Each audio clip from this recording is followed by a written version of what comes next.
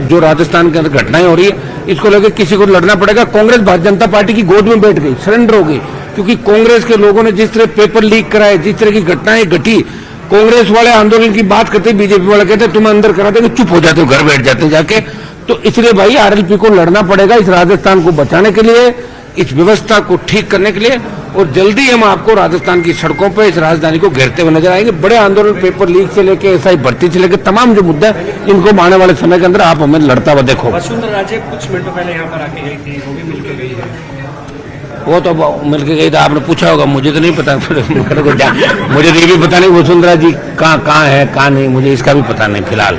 क्योंकि जो स्थिति उनकी 5 साल के अंदर हुई है, जिस तरह लाइन में खड़ा रहना, मिलने के लिए टाइम मांगना, बहुत बड़ी दुर्दशा के दौर से वो गुजर रही है, ये मैं कह सकता हूँ। वसुंधरा जी प्रधानमंत्री जी से मिल के आई है। कोई मिलने वाला तो घने लोग मिलते हैं, वो तो मिलने के लिए हर कोई मिलता है। हाँ, नरेश मीणा के परिजन आपके घर पर कल आए। मेरे घर पे कल वो लोग आए, तो मैं प्रयास करूंगा, जिस तरह गांव के अंदर घुस के पुलिस ने जिस तरह बेरहमी से लोगों को मारा पीटा, और खुद गाड़ियां पुलिस ने जलाई, और उस एसडीएम का करैक्टर भी आपको सबको पता, जो उसके खिलाफ जिस तरह फर्जी डिग्री और सारी लेके आया था, मेरे वहां रहा वो लड़का, वो ठीक नहीं, फर्जी मतदान करा रहा था।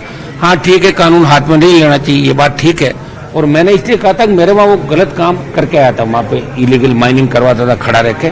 और इसमें हम लोग प्रयास करेंगे, एक बार जेल के अंदर जो बंद लोग हैं समरावता गांव के, उनको हम जमानत मिले बाहर लेके आए, और झूठे मुकदमे जिन पर दर्ज किए वापस लेकिन दोषी पुलिस अधिकारी है, तो उन पर भी उनके खिलाफ कार्रवाई होनी चाहिए। मीणा समाज के नेता जो सरकार के अंदर है, वो भी वहां गए थे। मैं उनको भी कहना चाहूंगा कि जब वो सत्ता के अंदर नहीं होते तब तो सरकारों से मांग करते हैं, और जब सरकार के अंदर बैठे हैं तो अपने समाज के साथ साथ किसानों की पैरवी भी करे, और जब सरकार में है तो फिर मांग क्या करनी है, हाथों हाथ आदेश कराने चाहिए। सरकार कोई मांग थोड़ी करती है, मांग नहीं करे और मांग करे फिर बाहर आ जाए सरकार से, अंदर बैठ के क्या मांग कर रहे हो आप। 29 को आंदोलन भी है, उसके लिए आज बात करेंगे। आंदोलन के अंदर 29 वाले में मैं तो उनके साथ हूँ पहले दिन से, आपने मेरे बयान देखे होंगे कि मैं नरेश मीणा के परिजनों के साथ हूँ। उनका बेटा, उनका भाई कल आए थे, और लोग भी आए थे, नौजवान सारे।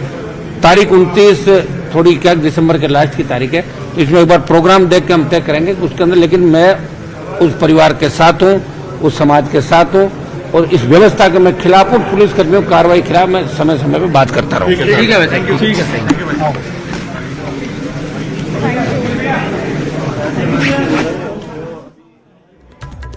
और उन्होंने राजनीतिक तौर पर भी प्रतिद्वंदियों पर निशाना साधा है, सरकार पर भी निशाना साधते हुए दिखाई दिए हैं। नागौर सांसद आरएलपी के सुप्रीमो हनुमान बेनीवाल ने एसएमएस की बर्न यूनिट को 50 लाख रुपए देने का ऐलान एमपी कोटे से किया है। तो वहीं दिल्ली के पूर्व मुख्यमंत्री अरविंद केजरीवाल ने बच्चों के साथ डांस किया। दरअसल दिल्ली के पूर्व मुख्यमंत्री अरविंद केजरीवाल रविवार को एक सरकारी स्कूल के छात्रों के बीच पहुंचे, जहां पर उन्होंने छात्रों के साथ खूब मस्ती की, उनके साथ खास पल बिताए। इतना ही नहीं, बच्चों ने अरविंद केजरीवाल को नाचने पर भी मजबूर कर दिया। दिल्ली के स्पेशल एक्सीलेंस के छात्र चाणक्यपुरी के सीबीटी सेंटर में लहर कार्यक्रम का आयोजन कर रहे हैं, और यहां पर छात्र पढ़ाई के साथ साथ संगीत कला और प्रदर्शन कला का प्रदर्शन भी कर रहे हैं। साथ ही जब पूर्व सीएम वहां पर पहुंचे तो छात्रों ने उनसे उनके साथ डांस करने की गुजारिश की थी, और इसके बाद पूर्व सीएम अरविंद केजरीवाल ने जमकर के थिरके हैं छात्रों के बीच में, मस्ती भरे अंदाज में नजर आए। और चलिए अब बात करेंगे बिहार की राजनीति की, जहां पर इस वक्त यात्रा पॉलिटिक्स चल रही है। चर्चा नीतीश कुमार की प्रगति यात्रा को लेकर के है। यात्रा का मकसद सरकार के काम से लोगों को रूबरू करवाना और ग्राउंड पर पहुंच करके मौजूदा सियासी हालात की समीक्षा करना है। लेकिन नीतीश कुमार की यह प्रगति यात्रा आरजेडी की आंखों में चुभ रही है।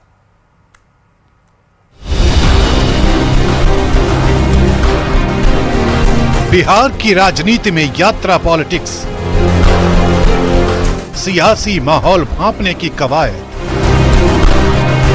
आरजेडी के निशाने पर नीतीश की प्रगति यात्रा। बतौर सीएम नीतीश कुमार अपनी 15वीं यात्रा का आगाज कर रहे हैं। 23 दिसंबर से शुरू हो रही इस यात्रा को प्रगति यात्रा नाम दिया गया है। ग्रामीण विकास विभाग की ओर से आयोजित की जा रही इस यात्रा की शुरुआत पश्चिमी चंपारण से हो रही है, जबकि 4 दिसंबर से तेजस्वी यादव पहले ही दर्शन यात्रा की शुरुआत कर चुके हैं। इन दोनों यात्राओं के जरिए जनता का मूड भांपने की कोशिश की जा रही है, क्योंकि 2025 में ही बिहार में विधानसभा चुनाव होने वाले हैं। तेजस्वी जी केवल सवाल पूछने वाले नेता बनते जा रहे हैं। कभी अपनी पार्टी का अतीत तो खंगाल लें। बिहार को क्या दिया है लालू जी और राबड़ी जी ने, यह भी बिहार की जनता को बता दें। हर बार सवाल खड़े करना, यात्रा, संवाद, कभी उन्होंने कोई यात्रा पूरी की है? हर यात्रा अधूरी छोड़कर निकले हैं। सुने कि टायर्ड और अचेत नायक रिटायर्ड अधिकारियों के साथ प्रगति यात्रा पर निकल रहा है। ये प्रगति यात्रा है कि दुर्गति यात्रा, पहले स्पष्ट कर दीजिए बिहार की जनता के सामने। संवाद यात्रा, जन संवाद यात्रा, जितना समस्या उठा, जितनी शिकायतें आपके पास आई, हल हुआ। जानकारी के मुताबिक नीतीश कुमार की यात्रा के लिए कैबिनेट से 225 करोड़ रुपए के प्रस्ताव को मंजूरी मिली है। नीतीश कुमार प्रगति यात्रा से पहले न्याय यात्रा, विकास यात्रा, धन्यवाद यात्रा, प्रवास यात्रा, विश्वास यात्रा, सेवा यात्रा, संपर्क यात्रा, निश्चय यात्रा, समीक्षा यात्रा, जल जीवन हरियाली यात्रा, समाज सुधार यात्रा और समाधान यात्रा कर चुके हैं। यही वजह है कि विपक्ष नीतीश कुमार की प्रगति यात्रा को लेकर सवाल खड़े कर रहा है। आरोप है कि नीतीश कुमार की यात्रा के लिए विकास का पैसा बहाया जा रहा है। संवाद के नाम पे डर गए हैं नीतीश कुमार। अब बिहार को दुर्गति करके प्रगति यात्रा पे निकल रहे हैं कि 20 सालों में उन्होंने बिहार को कितना दुर्गति किया है, तब वो प्रगति देखेंगे। नीतीश कुमार जी, दुर्गति तो आप इतना किए हैं कि अब महिला संवाद के नाम पे भी डर लग गया है। आपने ही महिला संवाद नाम दिया था 225 करोड़ रुपया खर्च करके। सरकारी यात्रा अगर तय होता है उसको तरीके से तय किया जाता है। अभी तो कुछ लोग कह रहे थे कि यात्रा खत्म हो गया, यात्रा ही नहीं निकलेगा, लेकिन यात्रा पे निकल रहे हैं और बड़ा अच्छा यात्रा होगा। अच्छे तरीके से प्लानिंग किया गया है सरकार की ओर से और पूरा फीडबैक लिया जाएगा। जो नीचे स्तर पर जो फीडबैक है उस फीडबैक को अच्छे तरीके से मुख्यमंत्री जी लेंगे और ये यात्रा पहले की जितनी यात्रा थी उससे भी ज्यादा सफल है। और आइए अब एक झलक नीतीश कुमार के प्रोग्राम पर भी डाल लेते हैं। नीतीश कुमार यात्रा के पहले चरण में 23 दिसंबर से 28 दिसंबर तक 5 जिलों की यात्रा करेंगे। 24 दिसंबर को नीतीश कुमार पूर्वी चंपारण में रहेंगे।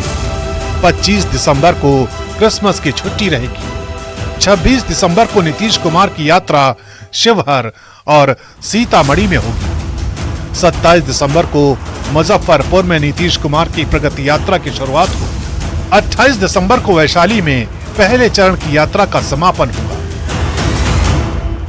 यानी नीतीश कुमार एक बार फिर बिहार की जनता के बीच पहुंच रहे हैं, जहां अगले विधानसभा चुनावों को लेकर उनका भविष्य तय होना है।